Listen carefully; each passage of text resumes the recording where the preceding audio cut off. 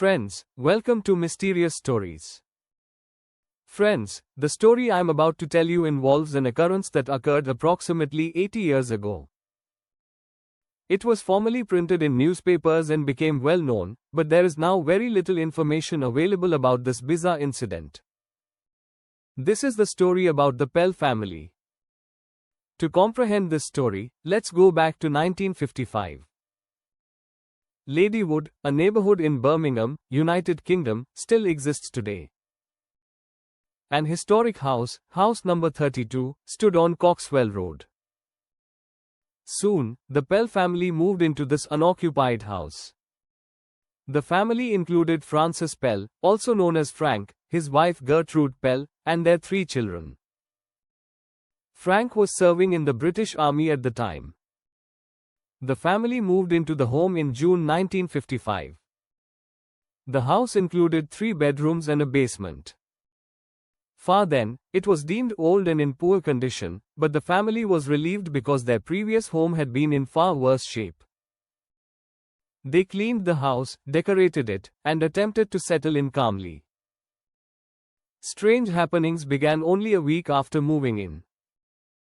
One night, while the family was asleep and everything was peaceful, someone began beating on Frank and his wife's bedroom door.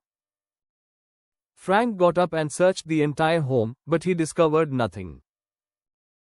They soon rejected the encounter, supposing it was only their imagination. A few days later, another weird event occurred. A pungent odor permeated the house, reminiscent of burning rubber or tires. Gertrude searched every corner of the house, particularly the kitchen, but she couldn't discover the source of the odor. Around this time, the couple had just welcomed a baby boy called Michael. One morning, while Frank was drinking tea, his wife yelled from their bedroom. Frank rushed in and noticed her was holding baby Michael. Half of the baby's face had become purple, and he was motionless.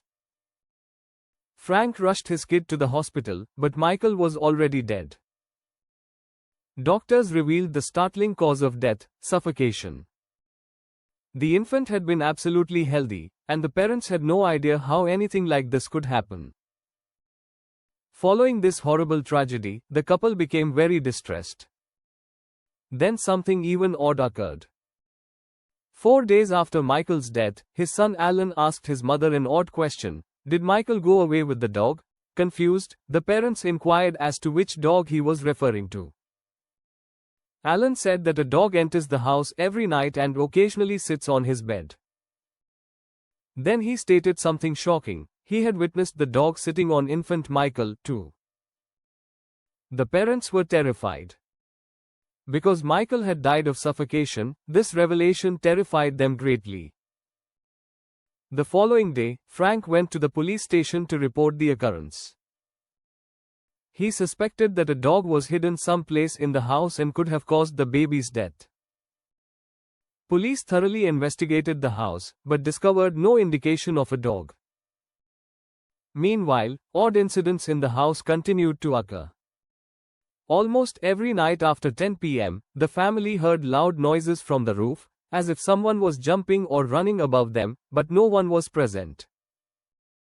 These sounds were heard not only by the family but also by friends, relatives, and neighbors who came to visit the house. At night, doors would begin to bang on their own, and they would frequently hear bizarre whispering sounds from an upstairs room, as if someone was speaking into a microphone. The couple became persuaded that something supernatural was there in their home. They eventually consulted an exorcist, who works with paranormal cases. Neil, Frank's cousin, also arrived to help with the investigation. While inspecting the house, they heard more banging and whispering from the upper room. The exorcist informed Frank that the presence of spirits in the house was quite strong, and he could do nothing about it. He encouraged the family to leave the home as soon as possible. However, leaving was not easy.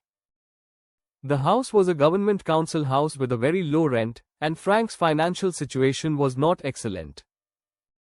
However, the problems worsened.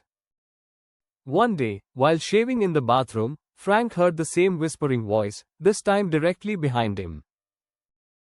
Frightened, he dashed out of the restroom and discovered his wife standing on the stairs in an unusual position.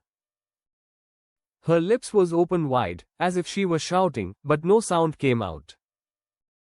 Frank attempted to hurry toward her, but as he mounted the steps, it felt as if an invisible wall was obstructing his path.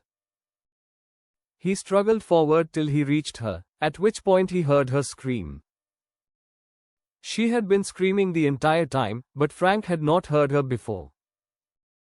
Following this terrible experience, the couple decided they couldn't live in that property any longer. They moved out with their 2 remaining children in a matter of days and found a house a few streets away. The matter became so well known that Birmingham municipal authorities dispatched a team to investigate the residence. Even they described a peculiar burning smell and odd sounds. Many paranormal investigators later sought permission to investigate the house, but local authorities denied them. The case gradually disappeared from public attention. However, during that time, the mystery property on Coxwell Road and the Palle family's story became well known throughout the UK.